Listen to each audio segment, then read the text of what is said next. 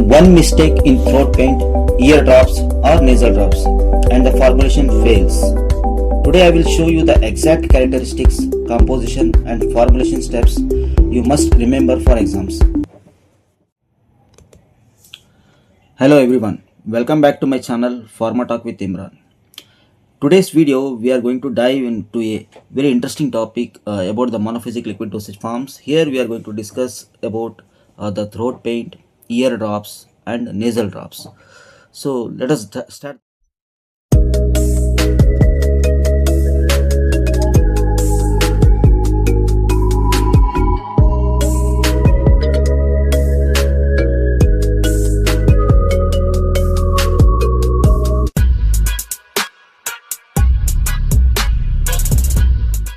And the next formulation is throat paints. What are throat paints? Throat paints are the viscous liquids. They are applied to the throat, that is mucosa, using a brush. Means throat paints usually they are viscous in nature and they are applied to the area, that is throat area, to the mucous lining by using a brush. What are the characteristics of this throat paint? It is highly viscous in nature, then it is easily adheres to the mucous membrane and it will give the prolonged action. Means the effect will remain on the applied area for a longer period of time. Then common ingredients which are used in this formulation is iodine, then glycerin as a vehicle and a viscosity enhancing agent. Then the specific uses of this product is, it is used in tonsillitis and pharyngitis. Then what is the preparation method now? The preparation usually involves creating a stable solution of iodine, which is very important. That is, it is mainly involved the creation of a solution, that is solution of iodine which is stable. Otherwise, it is very poorly soluble in water, that is iodine very poorly soluble in water. That is why we have to create a stable solution. The first step is preparation of iodine solution. So here we are going to dissolve the potassium iodide into a small amount of purified water. Then add iodine to the concentrated potassium iodide solution. So first we have to dissolve the potassium iodide in purified water. Then addition of iodine. This iodine reacts with iodide. This iodine reacts with iodide to form a soluble polyiodide complexes.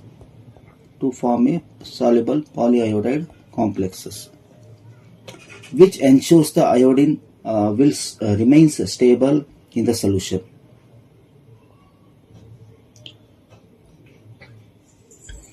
Then comes the second step, that is addition of flavoring agents and co-solvents. Here we are using peppermint oil as a flavoring agent.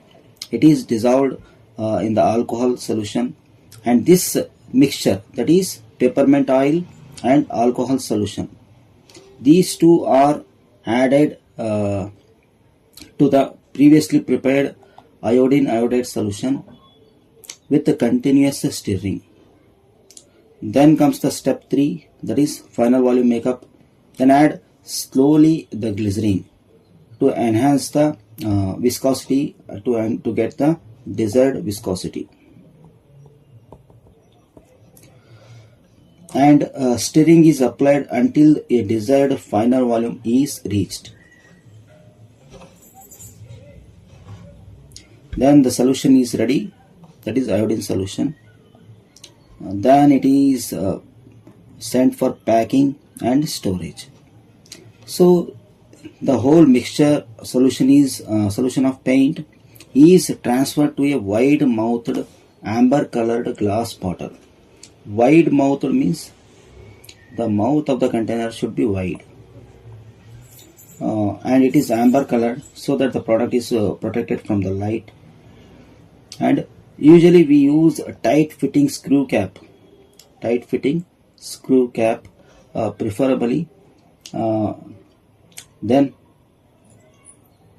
as iodine can attack certain types of plastic or metal caps, because the iodine may get react with the metal or some plastic.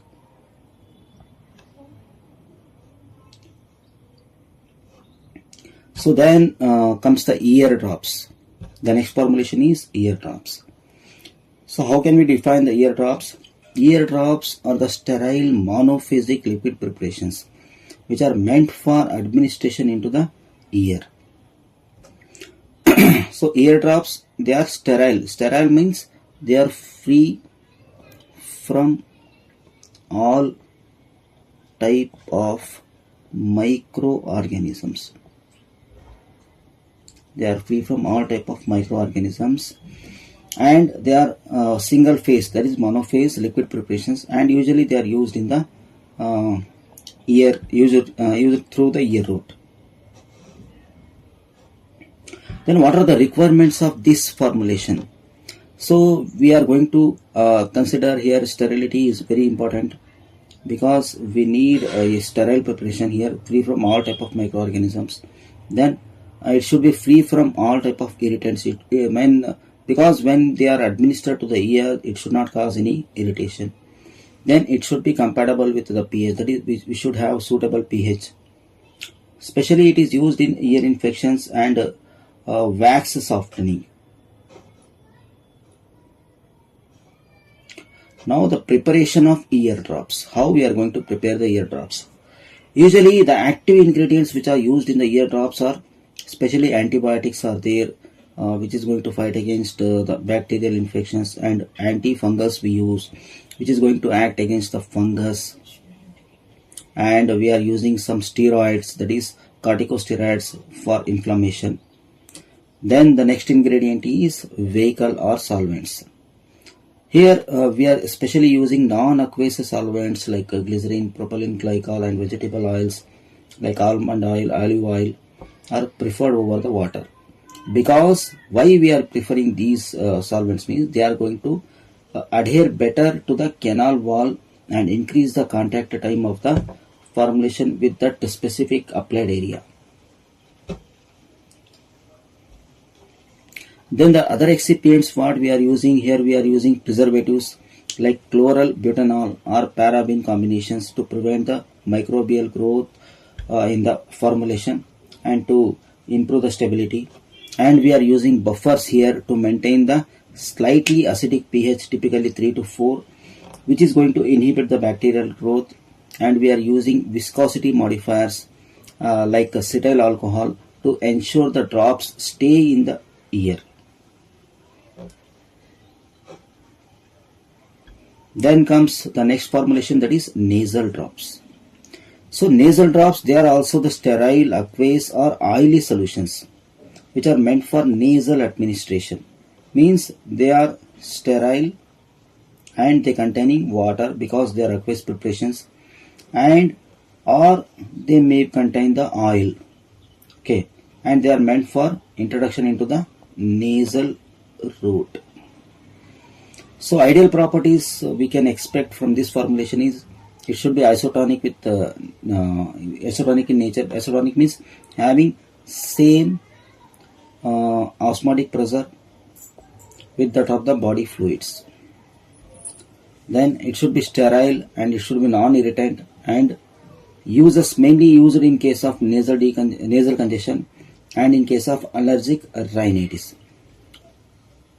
These are two problems which are occurring in the nasal route, nasal cavity. That is, in the cold there is a nasal congestion, and in case of allergy due to a running nose, it is called as allergic rhinitis.